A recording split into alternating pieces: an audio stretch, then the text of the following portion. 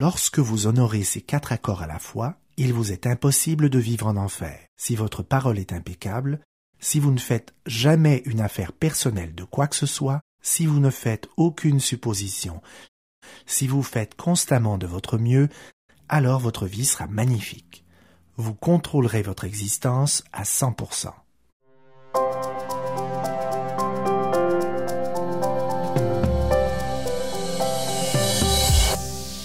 Bonjour Don Miguel, bienvenue sur Conversation Papillon. C'est vraiment un honneur de vous recevoir avec nous aujourd'hui. C'est un immense plaisir pour moi d'être avec vous aujourd'hui. Je vous donne tout mon amour.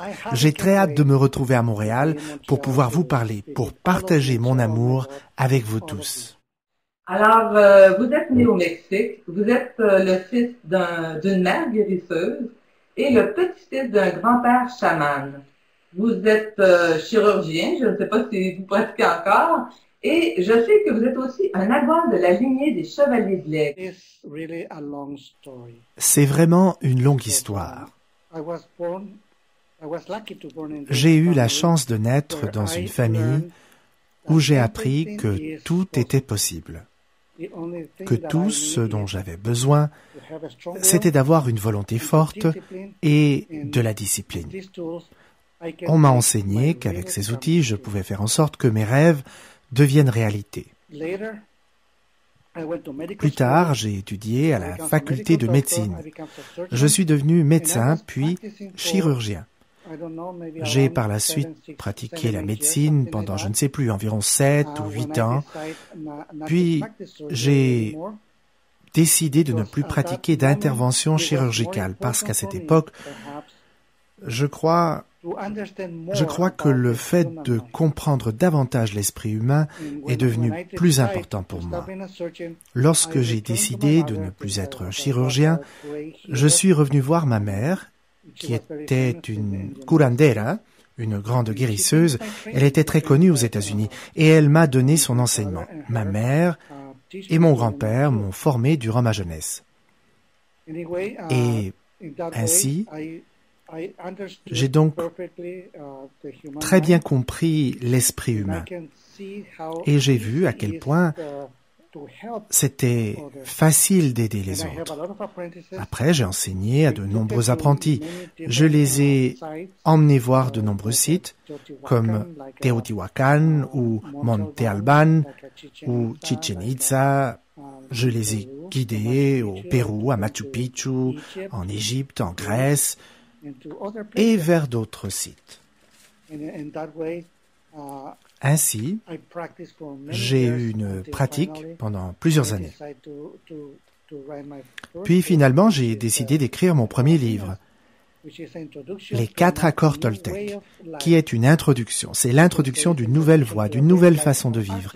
On pourrait dire que c'est l'introduction d'une nouvelle façon de vivre en tant qu'artiste. Parce que lorsque nous sommes conscients que, en tant qu'être humain, nous sommes tous des artistes, alors notre façon de percevoir toute chose change complètement. Nous cessons alors d'essayer d'être parfaits, ce qui constitue le plus grand mensonge de l'humanité. Par la suite, nous commençons à voir toute chose comme une œuvre d'art. Tout ce que l'on fait est alors une expression artistique et l'œuvre d'art primordiale que nous créons est notre propre vie, le récit de notre vie. Nous pouvons donc percevoir que nous sommes tous des artistes. Chacun crée une œuvre d'art maîtresse, le récit de sa propre vie. Les chevaliers aigles sont devenus très populaires. Tous voulaient devenir chevaliers aigles.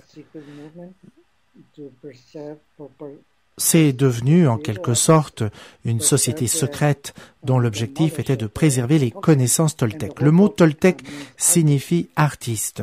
Les chevaliers aigles sont les gardiens de la culture. Et nous vivons à l'époque même de la divulgation, une époque où nous allons répandre cette connaissance afin de la partager. À notre époque, il n'y a plus d'inquisition. Plus personne n'essaie de réprimer notre action, de condamner ce que l'on enseigne. Et notre enseignement, c'est le bon sens, tout simplement. C'est un enseignement qui émane directement de l'intégrité humaine. C'est ce qui explique que ce livre a été traduit en 36 langues. Il s'adresse à chaque être humain, peu importe son origine, sa langue parlée, sa religion, peu importe les croyances véhiculées par la société où il vit. C'est un enseignement que nous connaissons tous. Alors un nagual est une personne qui guide chaque être humain afin qu'il puisse découvrir par lui-même qui il est vraiment, afin qu'il puisse découvrir qu'il est parfait exactement tel qu'il est et qu'il n'a donc pas besoin de chercher la perfection à l'extérieur de lui-même. Je sais que vous avez vécu une NDE, une expérience de mort imminente. Est-ce que ça a vraiment transformé votre vie? Est-ce qu'il y a eu vraiment quelque chose de radical ou bien si c'était quand même dans la lignée de ce qui devait se passer pour vous? Pour être honnête, j'ai connu plusieurs expériences de mort imminente. La plus importante de ces expériences est survenue le 28 février 2002, lorsque j'ai eu un infarctus lors d'une grave crise cardiaque. C'était, je crois, 7 ans après avoir écrit mon premier livre, Les 4 accords Toltec. Pendant 7 ans, j'ai donc effectivement voyagé aux États-Unis et aussi autour du monde. J'étais très actif, continuellement actif. Un jour, j'arrivais du Mexique où je me trouvais 2 jours auparavant, après avoir visité la ville de Mexico, le site de Teotihuacan et le Monte Albán à Oaxaca. J'ai alors dit à tous que c'était peut-être la dernière fois qu'ils me voyaient parce que, pour une raison particulière, je savais que le moment de la transcendance était venu pour moi. Je savais qu'il était temps que je quitte mon corps. Je suis retourné à San Diego, en Californie, en provenance de Monte Albán. C'était le 26. Et 2 jours plus tard, j'ai eu une crise cardiaque grave. Lorsque j'ai eu cet infarctus, j'étais certain d'être arrivé à la fin de ma vie. J'ai essayé de tirer profit de la situation en tentant de partager avec tous la meilleure façon de quitter le corps physique. Quoi qu'il en soit, je suis demeuré 9 semaines dans le coma. On a éventuellement demandé à mon fils aîné, Miguel Junior, d'autoriser mon débranchement pour ne plus être maintenu en vie artificiellement, parce que j'étais déjà presque mort et qu'il n'y avait plus de raison logique de me garder en vie. On a alors dit à mon fils qu'ils essaieraient une dernière fois de me réanimer grâce à une autre technique, mais que si ça ne marchait pas, Miguel Junior devait leur donner la permission de me débrancher. Heureusement, cette dernière tentative a marché et je me suis réveillé après 9 semaines de coma. Alors, lorsque je me suis réveillé, j'ai en quelque sorte perdu la mémoire pendant, je ne sais plus pendant combien de temps au fait, mais je ne me rappelle de presque rien avant cela. Les médecins m'ont dit plus tard que je me suis maintenu en vie avec seulement 16% de ma capacité cardiaque. Selon eux, il m'était dorénavant virtuellement impossible d'avoir le genre de vie que j'avais eu auparavant. Ils m'ont suggéré que je passerais le reste de ma vie assis sur un canapé à regarder la télé ou à lire des livres. Selon eux, il était impossible pour moi de faire les choses que je faisais avant. Bien sûr, je n'ai pas résisté. J'ai dit d'accord, je vais faire tout ce qu'il est nécessaire de faire. Mais je suis revenu à la maison et j'ai parlé à mes 3 enfants. Je leur ai dit qu'il n'était pas question pour moi de rester assis sur un canapé à attendre la mort. J'ai décidé alors qu'aussitôt que mon corps se porterait mieux, je continuerai à mener ma vie d'avant. Je continuerai à enseigner, à donner des conférences, lorsque possible, et je continuerai donc à donner des ateliers, à faire tout ce que je peux faire pour partager mon expérience personnelle avec le monde entier.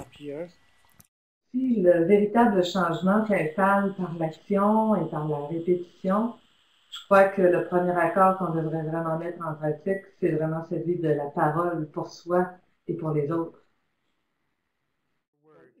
For yourself and others. Is that so? Oui, l'impeccabilité, c'est extrêmement important pour la création de notre propre récit personnel. Tout notre bonheur, tout notre paradis, toute notre joie, la création du paradis sur terre dépendent d'une parole impeccable. J'ai hâte de vous entendre à Montréal. Alors, vous serez à Montréal avec nous les 13 et 14 avril prochains. Vous donnerez une conférence le vendredi soir et vous allez aussi offrir une journée de ressourcement le samedi toute la journée. Il reste encore de belles places, alors ceux et celles qui veulent s'inscrire peuvent le faire dès maintenant en allant sur le site de voxpopuli.tv et ce sera un plaisir de vous retrouver.